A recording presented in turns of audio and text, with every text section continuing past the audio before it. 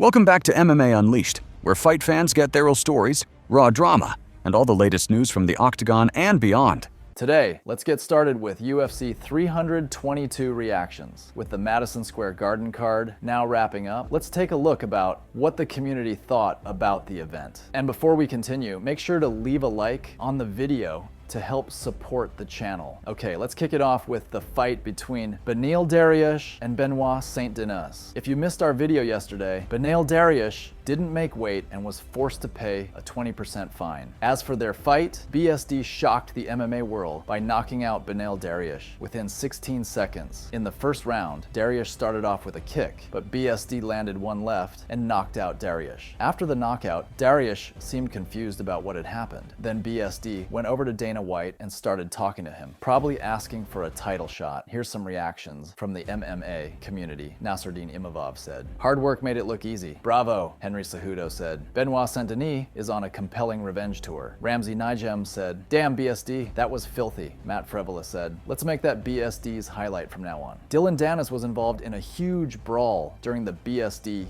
versus Darish fight. And multiple fighters were included. In one clip, Islam Makhachev's teammate Mamad Khanov, aka John Pork, was seen attacking Dillon. Dillon looked like he got tagged a few times because he had some red marks on the side of his face as he was talking to the police. The police were also threatening to arrest him for the attack, but Danis claims self-defense. Joe Rogan in the commentator's booth reacted to the brawl during the live broadcast, saying that something was causing havoc in the crowd. Well, it turns out it was the brawl with Dillon Danis. We'll keep you updated with the situation in tomorrow's video. Next, we had Leon Edwards and Carlos Prates. Heading into this event, Leon Edwards desperately needed a win after losing 2 straight. Did he get it? Let's find out. The two started off the fight with a couple of striking exchanges. Then Leon Edwards got on top of Prates, which led to him grabbing the fence a couple times. The round ended with Leon Edwards having Prates' back, but he survived. Then in round 2, Prates knocked out Leon Edwards, and man, what a knockout. Prates becomes the first person to knock out Leon Edwards. As for the MMA community, here's what they think about this fight. Terrence McKinney said, "Bro, hits different. Prates truly is a nightmare.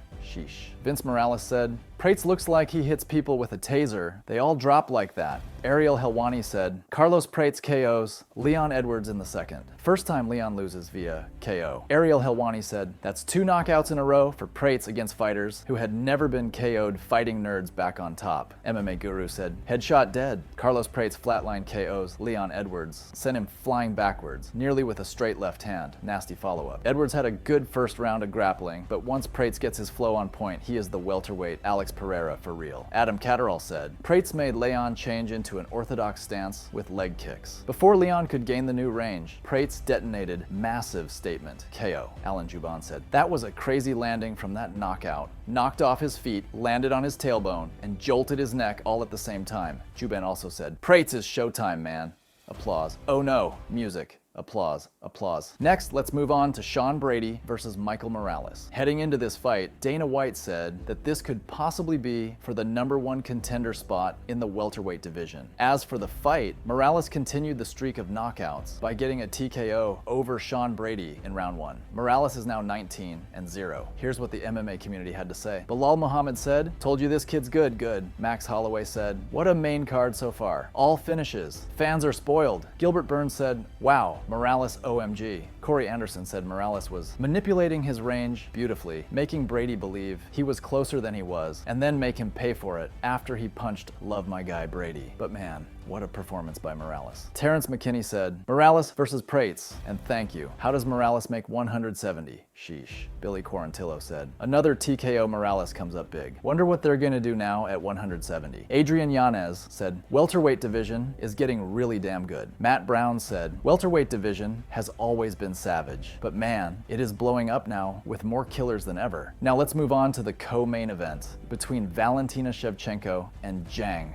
Weili. Ahead of the fight, Nina Drama shared a message from Ronda Rousey to Zhang Weili. Ronda had the following message to both fighters, is that you go out there and you prove to everyone watching and everyone else on that card that you are main event and traction, and you are the most exciting fight of the whole night of the whole year. You go out there and you steal the show and you make sure everybody remember your names, and I know that you are entirely capable and you're gonna do an amazing job. And best of luck. Can you send me this? Yeah, of course I can send it to you. Okay, round 1 started with the two, feeling each other out, and overall, it was a solid round. Then in round 2, Valentina Shevchenko dominated the fight by having Zhang in a crucifix and just maintaining good control. In round 3, Weili came out hot by striking with Shevchenko. After some exchanges, Valentina landed a good knee, then she took down Weili for the remainder of the round. In round 4, nothing really happened in the first couple of minutes, other than Valentina throwing body shots. The round ended with Valentina on top. In round 5, same thing. Valentina dominated and remained on top. Here's the reaction from the MMA community. Merab Dvalishvili said, "Valentina is the best in the world." Billy Quarantillo said, "Dominant win by Valentina. Just blanked her." Kenny Florian said, "Natalia Silva is the only threat left to dethrone Shevchenko. She has a very tricky stand-up game that I love, but not sure she has the overall MMA game and experience to pull it off at this point," Marcel Dorff said. Dominant win by Shevchenko. Valentina Shevchenko versus Natalia Silva should be next. Do the stare down in the octagon. I want to see that fight. A CDMMA said, "I'm not going to lie. Zhang Weili needs to immediately go back down to 115 pounds after this fight, because this was not it." The Weasel said Shevchenko dominates Weili throughout all 5 rounds. Size matters, and Weili always had an issue with range. Shevchenko stuck to routine and replicates the same game plan against everyone. And finally, we have the main event for UFC 322 between Islam Makhachev and Jack Della Maddalena. As all of you know, Islam moved up a weight class for this fight. Ahead of the fight, Khabib sent a message to Makachev, writing, "May Allah keep you safe, Junior. In this sport, you follow history. Only go forward and only win." During the stare down, the two kept their distance. In round 1, the two started off striking. Then Islam went for a takedown and got a good position on the ground. JDM tried to get out, but gave up his back, and Makachev took him down again and remained on top. In round 2, the two started off on the feet, but the fight ultimately ended up on the ground because JDM made a mistake. Round 2 ended with JDM finding his way back to his feet. In round 3, the fight again was on the feet, and the two had good exchanges, but Islam eventually went for the takedown.